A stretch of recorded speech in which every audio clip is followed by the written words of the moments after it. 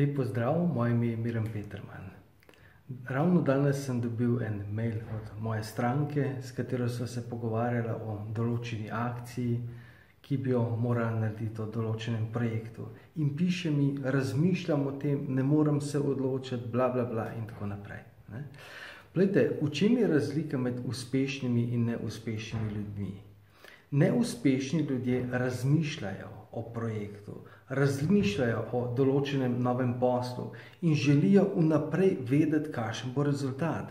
Želijo že vnaprej vedeti, kako bo vse to izgledalo, kako se bodo počutili, a bodo zadovoljni, a bo to, a bo to, a bo to.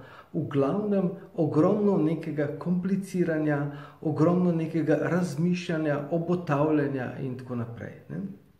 Vsi poznamo slogan od Nikeja, just do it.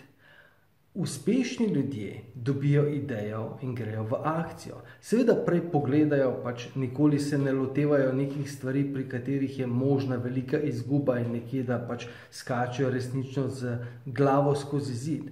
Ampak, ko dobijo neko idejo, ko dobijo idejo naprimer za nek posel, za nek projekt, ne razmišljajo dolgo časa. Razmišljajo, če se jim zdi zadeva zanimiva, potem se lotijo in potem po poti sproti rešujejo. Vidijo, če jim je všeč in če jim ni všeč, če stvar ne deluje, potem spremenijo pristop, spremenijo način dela in če zadeva ne deluje, potem odnehajo in gredo novim zmagam naproti. Razumete? To je razlika med uspešnimi in neuspešnimi ljudmi. Neuspešni ljudje veliko preveč komplicirajo in kompliciramo.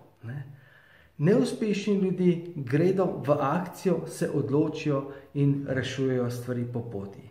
To bi bilo za danes. Želim vam en čudovit dan, postavite sebe na prvo mesto in se naslednjič slišimo.